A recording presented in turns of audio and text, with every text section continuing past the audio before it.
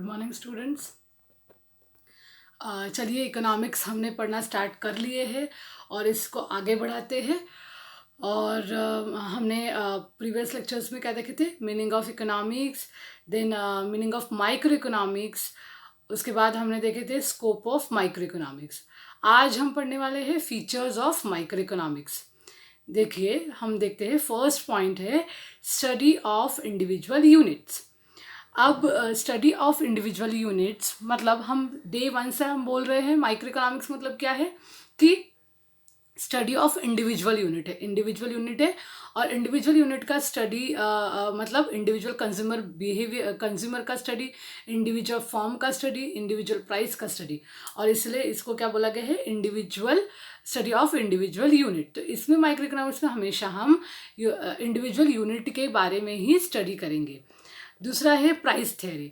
हमने बोले थे इसमें प्राइस थ्योरी मतलब क्या है, माइक्रो इकोनॉमिक्स में हम देखने वाले हैं, डिटरमाइन करने वाले हैं, we will determine the price of goods और सर्विसेज। माइक्रो इकोनॉमिक्स में हम क्या करने वाले हैं, determination of price of goods and services.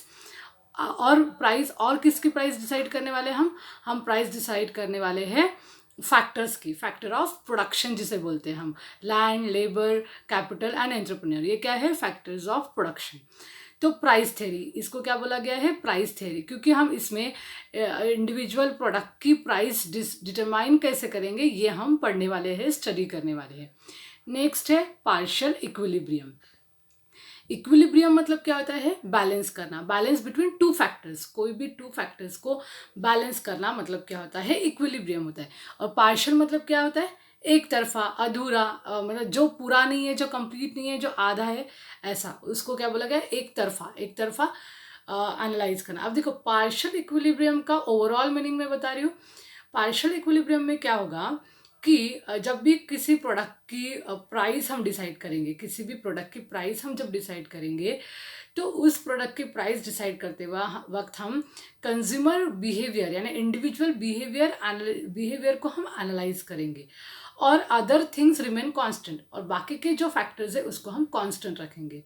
अब इसमें होता क्या है, जैसे हम एक एग्जांपल लेते हैं, जैसे हम कार का प्राइस डिसाइड कर रहे हैं, तो कार का प्राइस कैसे डिसाइड होगा, कार का प्राइस डिसाइड होगा कंज्यूमर के बिहेवियर को लेके, कि कंज्यूमर कार की प्राइस अगर ज़्यादा है तो कंज्यूमर कार खरीदना कम कर देगा, कार की प्राइस कम है तो कंज्यूमर कार खरीदना बढ़ा देगा। लेकिन जब भी हाँ किसी प्रोडक्ट की प्राइस हम डिसाइड करते हैं तो सिर्फ कंज्यूमर बिहेवियर उस पर इम्पैक्ट नहीं करता है, मतलब सिर्फ कंज्यूमर के बिहेवियर पे उसका प्राइस डिसाइड नहीं होता है। तो बहुत सारे ऐसे फैक्टर्स होते हैं जिसपे एक्चुअल में किसी भी प्रोडक्ट का प्राइस डिसाइड होता है। जैसे इसको बोलते हैं हम एक्सटर्नल फैक्टर्स, जैसे प्रोडक्ट का, जैसे पेट्रोल का प्राइस हो गया। पेट्रोल का प्राइस अगर बढ़ गया है तो क्या होगा, लोग कार खरीदना कम कर देंगे। उसके बाद या कार चलाना कम कर देंगे, तो चलाना कम कर देंगे तो खरीदना भी कम कर देंगे।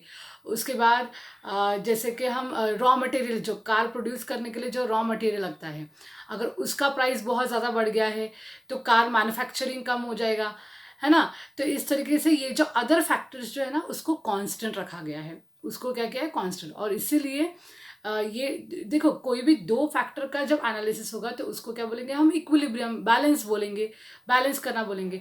लेकिन यहाँ पे एक फैक्टर को, मतलब कुछ फैक्टर्स को, अदर फैक्टर्स जिसे बोला है, उसको कांस्टेंट रखा गया है और सिर्फ इंडिविजुअल यानी कंज्यूमर के बिहेवियर को एनालाइज किया गया है, एक फॉर्म के बिहेवियर को एनालाइज किया गया है। इसलिए यहाँ पे देखो लास्ट में लिखा हुआ है, it isolates an individual unit from other forces and studies its equilibrium differently। तो यहाँ पे, तो इसमें क्या किया गया है, अदर इंडिविजुअल फैक्टर को ही एनालाइज किया गया है और बाकी के जो फैक्टर्स है जो प्रोडक्ट की प्राइस करने के लिए जिम्मेदार है या प्रोडक्ट की प्राइस उसके बेस पर डिसाइड होती है, उसको आइसोलेट कर दिया गया है, उसको छोड़ दिया गया है, उसको कंसिडर नहीं किया गया है। इसी के बेस पे नेक्स्ट पॉइंट भी है, बेस्ड ऑन सर्टन एजम्पशंस। देखो कोई भी स्टडी होती है तो उसमें कुछ एजम्पशंस लिए थे, वैसे ही माइक्रो इकोनॉमिक्स भी एक सर्टन एजम्पशंस, उसमें भी कुछ एजम्पशंस लिए गए हैं। जैसे पहला एजम्पशन यही है कि अदर थिंग्स रिमेन कांस्टेंट, मतलब प्रोडक्ट की प्राइस जब हम डिसाइड करेंगे तो कंज्यूमर बिहेवियर के अलावा या कंज्यूमर के एनालिसिस के अलावा भी कुछ फैक्टर्स जो होते हैं उसको क्या रखा गया है, कांस्टेंट रखा गया है। उसके बारे में हमने यहाँ पे डिस्कशन नहीं किया है माइक्रो इकोनॉमिक्स में। तो ये एक फर्स्ट एजम्पशन है। जैसे हमने हमने अभी बात की थी कि मार्केट में क्या कंपटीशन है, मार्केट में अदर फैक्टर्स के क्या प्राइसेस चल रहे हैं, लोग किस बातों की डिमांड किसी और अदर प्रोडक्ट से तो रिलेटेड नहीं है। तो ये सारे जो फैक्टर्स है उसको उसको एकदम कांस्टेंट रखा गया है और सिर्फ कंज्यूमर बिहेवियर की तरफ या प्रोड्यूसर बिहेवियर की तरफ ध्यान दिया गया है। तो इसलिए इसको क्या बोला है, यही सर्टन एजम्पशन यानी यही एजम्पशंस हमने मतलब माइक्रो इकोनॉमिक्स में लिए गए हैं। नेक्स्ट है स्लाइसिंग मेथड।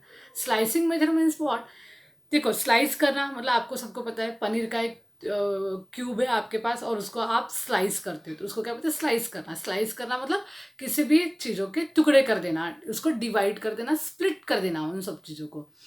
तो यहाँ पे क्या बोला है, इट स्प्लिट्स और divides the whole economy into small individual units and then studies each unit separately in detail. For example, study of individual income out of national income, study of individual demand out of aggregate demand। समझ में आया? तो यहाँ पे क्या कर रहे हैं हम, इंडिविजुअल पूरे इकोनॉमी में से इंडिविजुअल के स्मॉल इंडिविजुअल्स के यूनिट्स के क्या कर रहे हैं, स्प्लिट कर रहे हैं, हम डिवाइड कर रहे हैं इकोनॉमी को, और फिर वो जो इंडिविजुअल यूनिट है उसको हम स्टडी कर रहे हैं। जैसे हम नेशन वाइज बात करते हैं तो पूरा नेशन का इनकम होता है, तो नेशन के इनकम को हम नहीं स्टडी करेंगे। तो आगे क्या करेंगे, नेशन में इनकम कहाँ से जनरेट होता है, तो हर एक इंडिविजुअल कुछ ना कुछ अर्निंग कर रहा है तो उसके अर्निंग को हम एनालाइज करेंगे, हर एक इंडिविजुअल के इनकम को एनालाइज करेंगे, ना कि नेशनल इनकम को हम एनालाइज करेंगे। जैसे हर कोई इंडिविजुअल डिमांड करता है किसी भी प्रोडक्ट की, तो वो जो डिमांड वो जो कर रहा है तो वो डिमांड किस तरीके से होगी वो हम एनालाइज कर रहे हैं। लेकिन पूरे एग्रीगेट डिमांड जो पूरे मार्केट में पूरे कंट्री में किसी प्रोडक्ट की डिमांड को हम एनालाइज यहाँ नहीं कर रहे, तो इंडिविजुअल डिमांड को एनालाइज कर रहे हैं। नेक्स्ट हमारे इसमें है यूज ऑफ मार्जिनलिज्म प्रिंसिपल। अब the concept of marginalism is the key tool of micro economic analysis. Yes definitely, कोई भी प्रोड्यूसर कोई भी मैन्युफैक्चरर जब भी कोई प्रोडक्शन या प्रॉफिट डिसाइड करता है, प्रोडक्शन कितना होगा ये डिसाइड करता है, तो ये किसके बेस पे करता है, ये मार्जिनल एनालिसिस के बेस पे करता है। अब ये मार्जिनल एनालिसिस क्या होता है, तो marginal means change brought in total by adding one extra unit या वन मोर यूनिट, है ना, वन एडिशनल यूनिट, ऐसा बोला गया। Marginal analysis helps us to study a variable through the changes. Producers and consumer take economic decision using this principle, यानी consumer और producer क्या करता है, इसी के बेस पे डिसीजन लेता है कि हमारा क्या प्रोडक्शन रहेगा। जैसे हम कंज्यूमर की बात करेंगे तो हम एक एग्जांपल लेते हैं। जैसे हम गए मार्केट में एप्पल खरीदने, हमने बोला कि मुझे एक एप्पल चाहिए, तो फ्रूट सेलर ने क्या बोला कि ये जो एप्पल है ना ये 10 रुपीज़ का होगा, ठीक है। तो फिर बोलता अरे 10 रुपीज़ का, ओके ठीक है, तो अगर मैं 2 एप्पल्स खरीदता हूँ तो कितने का पड़ेगा, तो बोलता है 2 एप्पल्स आपको 15 रुपीज़ में पड़ेंगे। तो यहाँ पे क्या हो रहा है, यहाँ पे हम देख रहे हैं कि 1 एप्पल हम खरीदते हैं तो वो 10 रुपीज़ का, लेकिन 2 एप्पल्स खरीद रहे हैं, मतलब हमने 1 एप्पल पे एक और एप्पल ऐड कर दिया, एक और यूनिट ऐड कर दिया। तो यूनिट ऐड करने से क्या हो गया, टोटल जो अमाउंट है वो हमारा डिक्रीज हो गया, टोटल अमाउंट क्या हो गया हमारा, डिक्रीज हो गया। तो इस तरीके से जब भी हम कोई भी यूनिट ऐड करते हैं तो टोटल में कुछ अमाउंट डिक्रीज होता है, तो इसी को क्या बोलते हैं, मार्जिन। मार्जिन निकालना, कितने का मार्जिन निकला, 10 से हम शिफ्ट हुए 15 पे, 15 से हम शिफ्ट होंगे 14 पे। तो इस तरीके से क्या होगा, ये शिफ्ट हो रहा है। एक एडिशनल यूनिट अगर हम ऐड करते हैं तो क्या होता है, हमारा प्राइस और कम कम होते जाएगा। तो इसी को क्या बोला गया है, मार्जिन बोला गया है, मार्जिनल यूनिट बोला गया है। तो इसी के बेस पे क्या होती है, एनालिसिस होती है प्रोडक्शन और कंज्यूमर बिहेवियर का। Analysis of market structure, next point है एनालिसिस ऑफ मार्केट स्ट्रक्चर।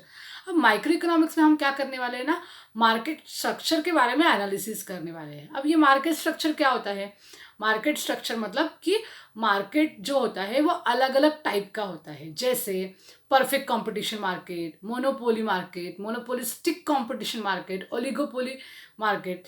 तो ये सब मार्केट के जो टाइप है ये आप लोग बहुत डिटेल में आगे के इसमें पढ़ने वाले हो, लेकिन शॉर्ट में अगर बोला जाए तो परफेक्ट मार्केट मतलब क्या, जहाँ पे कट टू कट कंपटीशन होता है। मतलब मैं ये प्रोडक्ट 10 रुपये का बेचूँ, मैं एप्पल 10 रुपये का बेच रही हूँ, तो बाजू में ही एक फ्रूट सेलर है वो भी 10 रुपीज़ का एप्पल बेच रहा है। तो ये क्या है, कट टू कट कंपटीशन, ये फ्री होता है, कोई भी यहाँ पे आके गुड्स सेल कर सकता है। उसके बाद मोनोपोली है। मोनोपोली मतलब क्या होता है, ये वो सेलर्स होते हैं उनके पास जो प्रोडक्ट है वो किसी और के पास नहीं है। पहले वाले में क्या हुआ कि मेरे पास एप्पल से बाजू में ही मेरे फ्रूट सेलर है, उसके पास भी एप्पल है, ऐसे 10 लोग होंगे मेरे आजू बाजू में, तो कट टू कट कंपटीशन है।